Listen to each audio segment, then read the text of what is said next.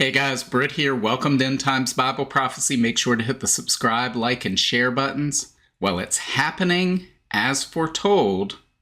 What's going to happen next?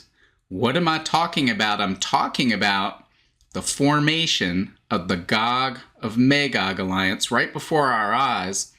And in particular, we're going to talk about one nation in particular that many people have tried to figure out over the years. How do they fit into this coalition? How will they join this coalition? It doesn't seem to make sense. Yet we're seeing that nation move into that coalition, I believe, right now. In many ways, it's been happening slowly for years. But now I think we're seeing the final push starting to take place. So, what is the Gog of Magog alliance? Let's do a quick overview on that real quick. I want to turn your attention to this. This is the End Times Bible Prophecy newsletter from October 2017. This was about the rise of the Gog of Magog coalition, which we've been seeing slowly take place for many years now. And it has a list of the invading nations. So here we see Russia, who is the leader of this coalition, outlined in Ezekiel 38:39, that will sweep into Israel from the north, from all around it specifically, but it specifically mentions the north and Russia. But we see these other nations that historically have been aligned with the Soviet Union. We see Afghanistan, which up until recently most people said, well, how are they going to be part of this? The United States occupies Afghanistan. Is the United States going to turn on Afghanistan? Now we see the Taliban back in control of Afghanistan and aligned with Hamas and all of Israel's enemies.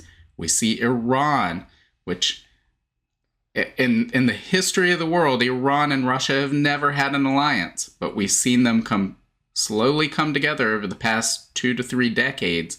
And in particular, since the war in Ukraine, Russia has found itself isolated, coming under Western economic sanctions. Iran knows what that's all about. They've been under those as well. So it's helped strengthen their partnership, and they've been working together in many ways. And then, of course, Sudan and Libya, we went over this a few videos ago, that Russia has a military presence in both of those countries and is trying to establish ports for its navy in those countries. So we see all these nations building an alliance together. Turkey is the one that's maybe perplexed some people. How is this possible? They weren't one of the original invaders of Israel when Israel formed as a nation state again in 1948. They haven't historically been as antagonistic toward Israel as some of these other Muslim nations. They're part of NATO. They've tried to enter the European Union. They historically have alliances with Western powers that are aligned with Israel. How is this going to happen? So let's take a look down here at what we read about this developing alliance. And again, this has been going on for several years. So we're just seeing all of this take place now. So this says, of all the members of the Gog of Magog coalition, Turkey is the most interesting. Why? Because in 1949, Turkey became the first Muslim-majority country to officially recognize Israel. Turkey and Israel have a long history of diplomatic, economic, and military cooperation. Turkey is also a member of NATO. And what is the purpose of NATO? Its stated purpose is to defend member nations against Russian aggression. So why would Turkey join a Russian alliance to invade Israel? For years, those who study Bible prophecy have asked the same question. It just doesn't make sense, but that's changing. Events from the past few years and months provide some clues as to how it might happen. And again, remember, this was written in 2017. So we're going to do an update in just a moment. It says Turkish forces are involved in the ongoing conflict in Syria. Turkey supports forces fighting against Russian and Iranian-backed Syrian government. So again, this was 6 years ago. Yet the Bible says these 3 nations will be the principal players in an invasion of Israel. What might bring them together? One possibility is the transformation of Turkey from a secular democracy to an Islamic theocracy. In July 2016, Turkish President Erdogan cracked down on his political opponents following what he claimed was a coup attempt. Erdogan imprisoned thousands of citizens and consolidated his grip on power. Turkey, once hailed as the model of democracy in the Muslim world, is now a dictatorship. And again, the media may not say that, but it doesn't mean it's not so, guys. And Erdogan, a former member of a banned Islamist political party, has turned away from Turkey's traditional Western allies and cultivated a much more friendly relationship with Russia. So guys, we've seen this going on for quite some time. We've seen this move away from Turkey's historical allies. We've seen Erdogan sort of straddle the fence and play both sides, see what concessions he can get out of the United States and the EU, what concessions he can get out of Russia. But we're seeing more headlines indicating that this is going to shift toward Turkey choosing a side among these alliances, because we see Russia sort of leading some of these BRICS nations. We see fights over the war in Ukraine, as well as Israel-Hamas, and the demand to pick a side. And Turkey, guys, is picking a side. So let's take a look at just a few headlines that have been going on. So we got this one here from Reuters. Turkish parliament dumps Coke and Nestle from menus over alleged Israel support. And we've got this one from Fox News. NATO ally praises Hamas as freedom fighters and condemns Israel as a war criminal. Of course, they're talking about Turkey. This one, Turkey's Erdogan labels Israel a terror state, slams its backers in the West. How about this? Turkey is preparing an Israeli war crimes case for the Hague's International Criminal Court. Or Israel is reassessing diplomatic relations with Turkey due to its leader's increasingly harsh remarks. And we've been over some of those recently as well. How about Israel outraged after Erdogan calls Hamas liberators and cancels planned trip to mend ties? Or Gaza war pushes tumultuous Israel-Turkey ties into the deep freezer. Here we have Turkey's Erdogan links German support of Israel in Gaza to Holocaust guilt.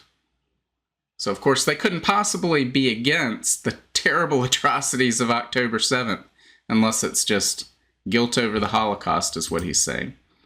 How about this one? Turkey cozies up to Iran after praising Hamas, seeks reconciliation on key issues. Or this one from Barron's. Russia, Iran, and Turkey urge end to, quote, targeting civilians in Gaza war.